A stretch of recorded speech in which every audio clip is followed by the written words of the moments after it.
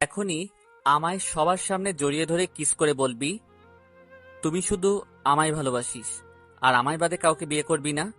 এতক্ষণ আরুষ ভাইয়ার থেকে নিজেকে ছোটাতে ব্যস্ত হলেও এই কথা শোনার পর আমি স্তব্ধ হয়ে যাই। কি বলছে কি ভাইয়া এসব? কিছুক্ষণ চুপ থেকে বলি, তুমি পাগল হয়ে গেছো আরুষ ভাই? কি যা তা বলছো? এক সপ্তাহ পর আমার বিয়ে, আর তুমি বলছো এখন আমি বাড়ির সবাইকে গিয়ে বলবো আমি তোমায় ভালোবাসি? এটা কোনো দিনও সম্ভব না। সম্ভব কিনা তা আমি তোকে বুঝতে বলিনি, আর কি সম্ভব না শুনি। তোমার আমার বিয়ে, আমি এখন অন্য একজনের বউ হতে চলেছি, এই দেখো তার প্রমাণ। বাঁ হাতের অনামিকা আঙুলের আংটি সামনে তুলে ধরে। আরস তা দেখে একটানে আংটি খুলে ছুঁড়ে মারে আর সায়রার বাহু দুটি চেপে ধরে বলে, নে, তোর প্রমাণ আমি মুছে দিলাম। এখন তো কোনো প্রমাণ নেই যে তুই অন্য কারো। এখন চল, সবার সামনে আমায় কিস করে বলবি তুই আমায় ভালোবাসিস। আমি পারবো না। আরস এইবার সায়রার চুলের মুঠি শক্ত করে ধরে নিজের আরও কাছে নিয়ে আসে। সায়রা ব্যথায় আ করে কুকড়িয়ে ওঠে। আরস চিৎকার করে রেগে বলতে লাগে, ভেবেছিলাম তুই সবকিছু মেনে নিবি, নিজের অপরাধ স্বীকার করবি, নতুন করে সব শুরু করব, পুরনো সব ভুলে। কিন্তু না, তুই তো রুহানকে বিয়ে করার জন্য অস্থির হয়ে পড়েছিস। আমি তোকে কখনো অন্য কারো হতে দিব না, বুঝেছিস? তুই শুধু আমার থাকবি। তোর সাথে যা করার সব আমি করব। তোকে কষ্ট দিব, তোকে শাস্তি দিব, তোকে ভালো। আর কিছু বলতে পারল না, চুপ হয়ে যায়। কেননা এরপরেরটা সে বলতে পারবে না। আরুষ ভাইয়া প্লিজ এমন করো না, দোহাই লাগে তোমার।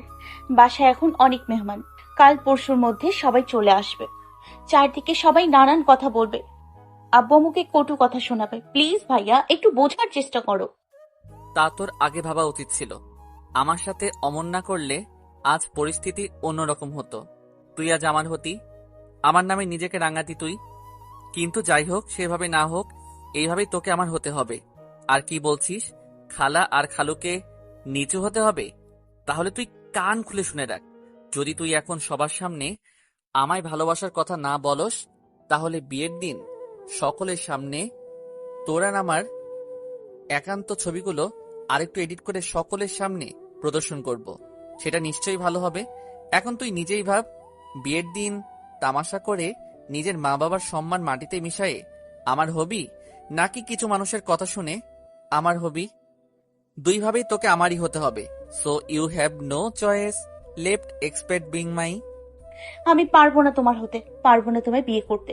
কেন করছো এমন? কেন রে, কেন? তুই আমায় বিয়ে করতে পারবি না আমার টাকা কম বলে? তাহলে শুনে রাখ, তোর জামাইয়ের চেয়ে বেশি টাকা এখন আমার। তুই চিন্তাও করতে পারবি না এই 1 বছরে ঠিক কতটা টাকা উপার্জন করেছি আমি। আজ আমি সবার উপরে একটা মাল্টি ন্যাশনাল কোম্পানির মালিক। এখন আমার কাছে গাড়ি বাড়ি সব আছে। তো টাকার টেনশন ছেড়ে দে। আর রইল, এমন কেন করছি তা তুই ভালো করে জানিস। এখন চুপচাপ বাইরে চল। আমি যা যা বলেছি ঠিক সেটাই করবি, বাকিটা আমি দেখে নিব। পারবো না আমি, আমার দ্বারা এইসব হবে না। পারতে তো তোকে হবে। আর যদি তুই আমার কথা না শুনিস, তাহলে তোর বাবা মার সম্মান আমি ধুলোয় মিশিয়ে দিব। এমন হাল করব যে তারা আর কোনোদিন মাথা উঁচু করে চলতে পারবে না। তাদের মুখে চুনকালি মাখানো হবে, রাস্তায় এনে দিব তাদের। তুই ভালো করে জানিস আমার জিত সম্পর্কে। আমি যা বলি তাই করে দেখাই। আর আমি যতটুকু জানি, খালুয়ের হার্টের প্রবলেম আছে, আর খালার এর বিপির। বুঝতেই পারছিস কি হতে পারে। এইসব হওয়ার পর হয়তো তাদের লাইন এমনি কেটে যেতে পারে। বল, তুই কি চাস এসব হোক? বল। প্লিজ না, তুমি এমন কিছু করবে না, তোমার পায়ে পড়ি, এমন করো না। তাহলে চুপচাপ রাজি হয়ে যা। সায়রা চুপ হয়ে আসে, কি করব বুঝতে পারছে না। একদিকে বাবা মার সম্মান, আরেকদিকে থাক, তার নাই বললাম। আমাকে চুপ থাকতে দেখে আরুষ ভাইয়া বলে ওঠে, যা, তোর জন্য আরেকটু সহজ করে দিচ্ছি। আফটার অল, তুই আমার ভালোবাসা বলে কথা। সবার সামনে আমাকে কিস না করলেও চলবে, শুধু জড়িয়ে ধরে বললেই হবে তুই আমায় ভালোবাসিস আর আমায় বিয়ে করবি। কি বল, বলবি তো নাকি? তুমি যা বলবে আমি তাই করতে রাজি। গুড, তাহলে চল, শুভ কাজে দেরি করতে নেই। এই বলে আরস সায়রাকে টেনে বাইরে নিয়ে আসে, যেখানে সবাই বসে গল্প করছিল। সেখানে সায়রার বাবা মা, আরসের বাবা মা, সায়রা দাদা দাদু ফুফু ফুফা, চাচা চাচি মামা মামি সকলে উপস্থিত। তারপর আরশ সাইরাকে টেনে সবার সামনে আনে। সবার দৃষ্টি এখন আরশ এবং সাইরার দিকে। আরশ সাইরাকে ইশারা করছে যে তাকে জড়িয়ে ধরতে। তা দেখে সাইরার ভিতর থেকে দীর্ঘশ্বাস বেরিয়ে আসে, আর সাইরা বাধ্য হয়ে জড়িয়ে ধরে আরশকে আর জোরে জোরে বলতে থাকে, ভালোবাসি তোমায় আরুষ, ভালোবাসি। আমি শুধু তোমায় বিয়ে করতে চাই, আর কাউকে না। সবাই আমাদের দিকে অবাক দৃষ্টিতে তাকিয়ে আছে। তখনই আমার মা এসে আমায় আলাদা করে বলে, কি হচ্ছে এসব সায়রা? তুই আরুষকে জড়িয়ে ধরে এসব কি বলছিস? আমি সত্যি বলছি মা, আমি আরুষকে ভালোবাসি, আর আরুষও আমায় ভালোবাসে, আর আমরা দুজন একে অপরকে বিয়ে করতে চাই। এই কথা বলার সাথে সাথেই আম্মুর চর বসিয়ে দিল ঠাস ঠাস করে। তুই পাগল হয়ে গিয়েছিস? কি যা তা বলছিস? 1 সপ্তাহ পর তোর বিয়ে রোহানের সাথে, আর তুই এখন বলছিস এই কথা? সাইরা কিছু না বলে মাথা নিচু করে দাঁড়িয়ে থাকে। তখন উসমান সাহেব সামনে এসে বলে, মা তুই কি বলছিস এসব? সত্যি বলছি বাবা, আমি আরুষকে অনেক ভালোবাসি। ওকে ছাড়া আমি থাকতে পারবো না। কিসের ভালোবাসা? খালাতো ভাই বোনের মধ্যে কোনো ভালোবাসার সম্পর্ক হতে পারে না। একদম ঠিক। আর তোর মধ্যে কি লাজ শরম বলতে কিছু নেই নাকি? নিজের বাবা মার সামনে তো নিজের ভাইকে ভালোবাসার কথা তোর বলতে একটু লজ্জা শরম করছে না? রোহানের সাথে তোর কয়দিন পর বিয়ে, আর এই সময় তোর এসব বলতে লজ্জা করছে না? চুপ করো তো। মা তুই কি সত্যি আরশকে ভালোবাসিস? মাথা নিচু করে। আরশ কি তোকে ভালোবাসে? আরশ বুঝতে পেরে বলে, হ্যাঁ খালু, আমিও সাইরাকে অনেক বেশি ভালোবাসি। কবে থেকে? 4 বছর থেকে। মাথা নিচু করে। আমাদের আদরের এমন সুযোগ নিবি আমরা কল্পনাও করতে পারিনি। আমার গর্ব ছিলি তুই, আমার অহংকার ছিলি তুই। আজ আমার অহংকার ভেঙে চুরমার হয়ে গেল। সরি মা। আহ সরি, খুন করার পর সরি বললেই সব ঠিক হয়ে যায় নাকি? বাপ রে বাপ, কি যুগ আইলো। ওই তোর নিজের খালাতো ভাইয়ের সাথে প্রেম করতে শরম লাগে না? দেখো দাদি, তোমার যা বলার আমাকে বলো, সাইরাকে না। ওর এইখানে দোষ নেই। সাহস তো কম না আমার মুখের উপর কথা কস। নিজের খালাতো বোনের সাথে নষ্টি ফষ্টি করতে লজ্জা লাগে নাই? মা চুপ করো তো। হ হ, আমার এই চুপ করা খালি। তোদের এই দিন দেখার জন্য কি বড় করছিলাম? সাইরা কিছু না বলে চুপচাপ চোখের পানি ফেলতে থাকে। নিজের মেয়ের চোখে পানি দেখে উসমান সাহেব এর ভিতর থেকে এক দীর্ঘশ্বাস বেরিয়ে আসে। তারপর বলতে থাকে, আগে বলনি কেন? ভয়ে বাবা, ভয়ে। বাবা যদি রাজি না হও, কিন্তু এখন যদি না বলি তাহলে ওকে সারা জীবনের জন্য হারিয়ে ফেলবো, আর আমি ওকে হারাতে পারবো না। তাহলে এই বিয়েতে রাজি হলি কেন? আর সাইরা কিছু বলতে যাবে তার আগেই আরশ বলে ওঠে, তুমি তো জানোই আমি 1 বছরের জন্য বাইরে গিয়েছিলাম ইউরোপে কাজের জন্য। সেখানে গিয়ে আমি সাইরার সাথে ঠিকমতো কথা বলতে পারতাম না, ওর খোঁজ খবর নিতে পারতাম না, আর মাঝে এত ব্যস্ত হয়ে পড়ি যে টাইম দিতে পারিনি। এর জন্য সে জিদে আমার সাথে সম্পর্ক ছিন্ন করে আর বিয়েতে রাজি হয়ে যায়। ভাগ্যিস আমি ঠিক টাইমে বাংলাদেশে আসি আর এইসব জানি। তখন আমি ওকে বুঝাই, আর ও বুঝতে পারে যে ও কত বড় ভুল করে ফেলেছে, আর এখনো সময় ছিল, তাই এইভাবে আমাদের ব্যাপারটা তুলে ধরলাম। তা না হলে আরো দেরি হয়ে যেত। দেরি তো করেই ফেলছো। এইসব যদি আমাদের আগে জানাতি এইসব কিছু হতো না। সরি, কিন্তু আমরা দুইজন একজন আরেকজনকে ছাড়া থাকতে পারবো না। প্লিজ, তুমি তো বুঝো এই বিয়ে না হলে কেউ খুশি হবে না। আরজ বাবা, তুই আমায় বলতি, আমি আগে থেকে সব ঠিক করে রাখতাম।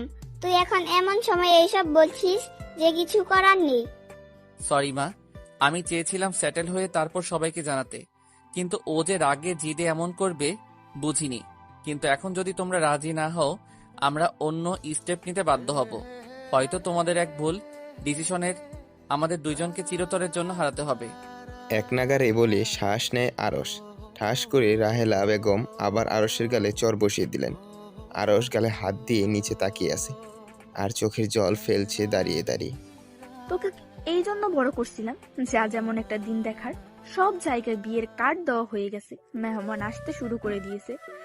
মানুষ বিষয়টা কিভাবে নিবে একবার ভেবেছিস? তার থেকে বড় কথা, রুহানের পরিবারকে কি জবাব দিব? মাথা শান্ত কর বোন, এখনো হাত থেকে কিছু ছুটে যায়নি। তুই শান্ত হ। কিভাবে শান্ত হব আপা? ও আজ যা করেছে তাতে আমরা কিভাবে রুহানের পরিবারকে জবাব দেব? কিছু তো একটা করতে হবে, কিন্তু যাই হোক ওদের দুজনকে আলাদা করা যাবে না, তা না হলে হয়তো আমাদের সন্তানদের আমাদের হারাতে হবে।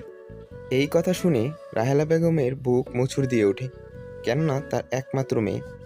যত যাই বলুক, মারুক বকুক, কিন্তু নিজের থেকেও বেশি ভালোবাসে ওকে। তুই আমায় এসব আগে না বলে ভুল করেছিস। যখন তোকে আমি জিজ্ঞেস করেছিলাম তুই কাউকে ভালোবাসিস কিনা, তখনই তো তোকে আমার সবটা বলে দেওয়ার দরকার ছিল। সরি মা। সরি বলে এখন কি হবে? কিভাবে এইসব সামলাবো বল তুই? আমি দেখছি ব্যাপারটা, কি আর করার, যেখানে ওরা দুজন দুজনকে ভালোবাসে সেখানে তো আর কিছু করার নেই। ভাবতে দাও কি করা যায়। আর তোমরা দুজন রুমে যাও, আমার সবার সাথে কিছু কথা আছে। আমি কিছু না বলে রুমে চলে আসি। নিজের ভালোবাসার কাছে যে আমায় এইভাবে নত হতে হবে বুঝিনি আরুষ ভাই। কিন্তু আরুষ ভাই, তুমি এরকম না করলেও পারতে। আমি যা করেছি তা তোমার ভালোর জন্যই করেছি। তোমাকে আমি নিজে থেকে দূর করতে বাধ্য ছিলাম, আর এর শাস্তি আমি তিলে তিলে পেয়েছি, আর হয়তো সারা জীবনেই পেতাম। কিন্তু তুমি যা করেছো তার পরিণাম কি হবে তা আমার জানা নেই। আদৌ আমরা একে অপরের হয়ে থাকতে পারবো কিনা জানি না। এই বলে আবার কাঁদতে থাকে। এইদিকে আকাশের পানে তাকিয়ে আছে আরশ। তাকিয়ে থাকতে থাকতে তার ভিতর থেকে এক দীর্ঘশ্বাস বেরিয়ে আসে। তুই সেদিন এমন না করলেও পারতি, তাহলে আজ তোর আর আমার লাইফ এমন হতো না। কি দোষ ছিল আমার বল? তোর চোখে শুধু টাকা এরই দাম, আমার ভালোবাসার কোনো দাম নেই। টাকার সামনে আমার ভালোবাসা পায়ে ঠেলে দিলি। সে যাই হোক, তুই যা করেছিস তার শাস্তি পাবি, কিন্তু তা আমার থেকে দূরে গিয়ে নয়, বরং আমার কাছ থেকে আমার হয়ে। তুই যত যাই কর, তোকে তো আমারই হতে হবে, কেননা তুই যে শুধুই আমার। তোকে তো এই আরশেরই সাইরা হতে হবে, আর তাও খুব শীঘ্রই। সাইরা যখন মুখ লুকিয়ে কান্না করছিল, তখন রাহেলা বেগম আর রিপা বেগম সাইরার রুমে কিছু জিনিস নিয়ে এসে বলে। যা তাড়াতাড়ি এগুলো পরে রেডি হয়ে নে। সাইরা তাদের আসার আওয়াজ পেয়ে আগেই চোখ দুটো মুছে ফেলে আর বলে, কেন? একটু পর তোর বিয়ে। মানে কার সাথে? অবাক হয়ে বললাম। আরুষের সাথে। তোদের এখনই বিয়ে করে নিতে হবে। সাইরা কিছু বলতে যাবে, তার আগেই রাহেলা বেগম ওকে থামিয়ে বলে, কোনো কথা না, চুপচাপ রেডি হয়ে নে। একটু পর কাজে চলে আসবে, হাতে বেশি সময় নেই। যা তাড়াতাড়ি রেডি হয়ে নে। এই বলে তিনি আমার হাতে সব জিনিস ধরিয়ে চলে যায়, আর রিপা বেগম আমার মাথা বুলিয়ে চলে যায়। আমি বেকুবের মতো বসে আছি। হঠাৎ করে ফোনে আলো জ্বলে ওঠে। ফোন হাতে নিয়ে দেখি রুহান ফোন করেছে। আমি কিছুই বুঝতে পারতেছি না কি করব। ফোন বাজতে বাজতে একসময় অফ হয়ে যায়, আবার ফোনটা বেজে ওঠে। আমি ফোন রিসিভ করতে যাব, এমন সময় কেউ আমার হাত থেকে ফোন নিয়ে সজোরে আছাড় মারে। আমি ভয়ে কুকিয়ে উঠি। সামনে তাকাই দেখি আরুষ রক্তিম চোখে তাকিয়ে আছে আমার দিকে।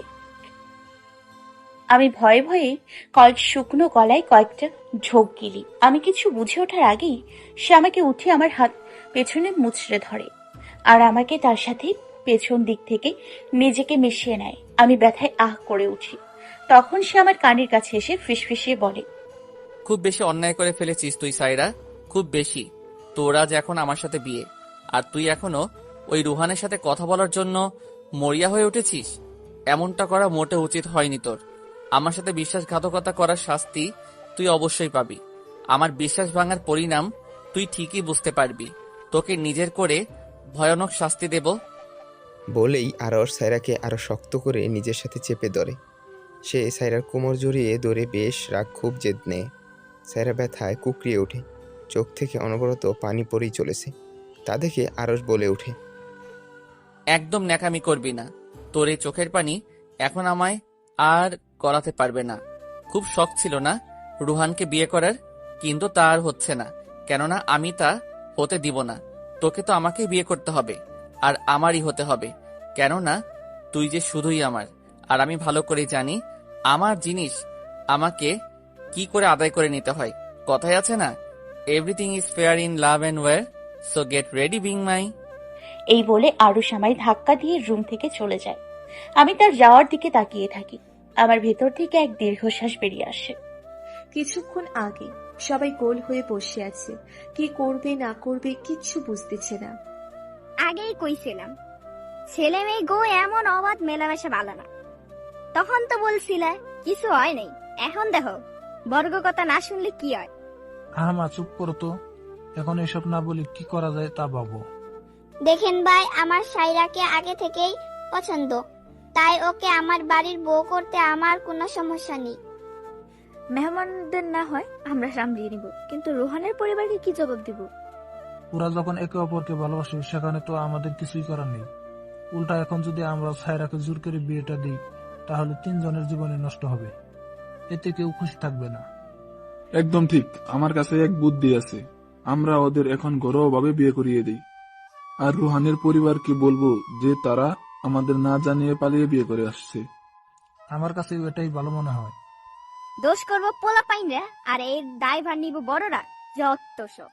দাদির কথা কেউ কানে না নিয়ে সকলে নিজের কথায় ব্যস্ত হয়ে পড়ে, কেননা সময় খুবই অল্প আর কাজ অনেক বেশি। তাই সকলেই বিয়ের জন্য ব্যস্ত হয়ে পড়ে। বর্তমানে সাইরা বউ সেজে বসে আছে, পাশে আরস বসা।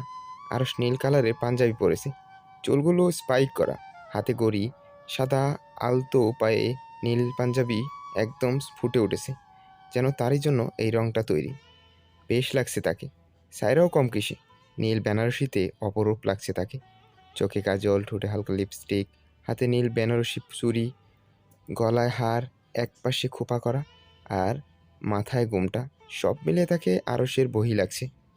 বেশ মানিয়েছে দুজনকে একসাথে। সামনে কাজী বসে আছে, কিছুক্ষণের মধ্যেই বিয়ে পড়ানো শুরু হয়ে যাবে। আরসকে কবুল বলতে বললে সে বলে দেয়। যখন সাইরাকে কবুল বলতে বলা হয় তখন সাইরা কিছু না বলে চুপ হয়ে থাকে। তা দেখে সকলে বলে কবুল বলতে, কিন্তু কাজ হয় না। তখন আরস সাইরার কানের কাছে সামনে মুখ এনে বলে, এত ঢং না করে কবুল বলে দে, তা না হলে আমি কি করতে পারি তা তোর ধারণার বাইরে নয়।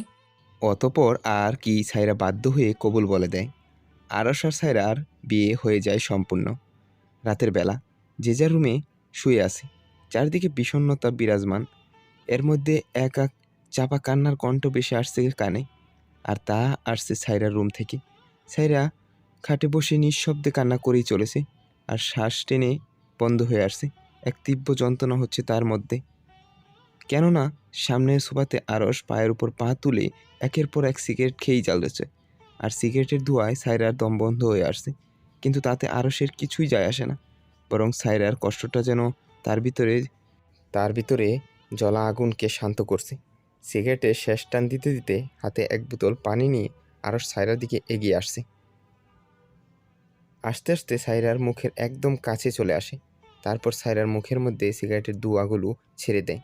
সাইরা গন্ধটা সহ্য করতে না পেরে কাশতে থাকে, দম বন্ধ হয়ে আসছিল। এই বুঝি দম বন্ধ হয়ে মারা যাবে। সিগারেটের গন্ধ সাইরা বরাবরই সহ্য করতে পারে না। তারপর সিগারেটের ধোঁয়াতে সাইরা দম বন্ধ হয়ে আসে। বেশিক্ষণ এর মধ্যে থাকলে সাইরা শ্বাসকষ্ট হয়ে যায়, আর তা আরও জানে। জেনে শুনে সে এমন করেছে তা বুঝতে সাইরার আর বাকি রইল না। সাইরা অনবরত কাশতেইছে, কাশি থামার নামই নেই। তা দেখে আরস বলে ওঠে, কিরে, কষ্ট হচ্ছে বুঝি? পানি খাবি? সাইরা সাথে সাথেই মাথা নাড়ায়, তার পানির বোতলটা নিতে নেয়, কিন্তু নেওয়ার আগেই আরস তা সরিয়ে ফেলে। আরসের ঠোঁটের কোণে এক চিলতি হাসি ফুটে ওঠে। তারপর সে বলে, তোকে পানি দিতে পারি, কিন্তু এক শর্তে। আমি করুণ চোখে তার দিকে তাকিয়ে থাকি। কি শর্ত দেবে আল্লাহই ভালো জানে। আমি তোকে একটু পর যা যা বলবো তোকে ঠিক তাই তাই করতে হবে। আমার কথার উপর কোনো কথা বলতে পারবি না। কি রাজি তো তুই? রাজি না হলে কিন্তু পানি পাবি না। এইদিকে সাইরার শ্বাসকষ্ট শুরু হয়ে গিয়েছে। এখন যদি পানি না পায় তাহলে তার অবস্থা কাহিল হয়ে যাবে। তাই সে মাথা নেড়ে সায় জানিয়ে দেয় যে সে রাজি। আর সের মধ্যে বিশ্বজয়ের হাসি ফুটে ওঠে, আর সে সাইরাকে পানির বোতল এগিয়ে দেয়। সাইরা পানি পেয়ে এক ডুকে পুরো বোতল শেষ করে ফেলে। এখন কিছুটা স্বস্তি লাগছে। তা দেখে আরস বলে ওঠে, তাহলে শোন, তোকে কি করতে হবে। রুহানের পরিবারের সামনে আমি আর আরুষ বসে আছি। তার মধ্যে রুহানের দৃষ্টি আমার দিকে অটুট। শুধু রুহানেরই বা কেন, ওর পুরো পরিবারের দৃষ্টি আমাদের দুজনের উপর। আর থাকবে নাই বা কেন। আরুষ আমার কোমর জড়িয়ে ধরে আমার সাথে লেগে বসে আছে। এটা আমার অস্বস্তি লাগলেও কিছু করার নেই। রুহানের পরিবারকে আগেই জানানো হয়েছে আমাদের বিয়ের কথা। যেভাবে বড়রা প্ল্যান করেছিল ঠিক সেভাবে। তাদের মতে আমি আর আরুষ পালিয়ে বিয়ে করেছি। তাতে তারা বেশ রেগে যায়, কিন্তু রুহান কিছুতেই মানতে চাইছে না যে আমার বিয়ে আরুষের সাথে হয়ে গিয়েছে। সে ওইদিকে পাগলামি শুরু করে দিলে তার পরিবার বাধ্য তাকে আমাদের বাসায় নিয়ে আসে। আর এখানে এসে দেখে আমি আর আরুষ একই রুম থেকে বের হচ্ছি। আর যখন তাদের সামনে যাওয়া হয় তখন আরুষ আমার কোমর জড়িয়ে ধরে। রুহান তো বিশ্বাসই করতে পারছে না আমি এমন করেছি, কেননা আমি যে ওর হাতের পুতুল। তার হাতের পুতুল যে এমন এক এলাহি কাণ্ড করেছে তা সে বিশ্বাসই করতে পারছে না।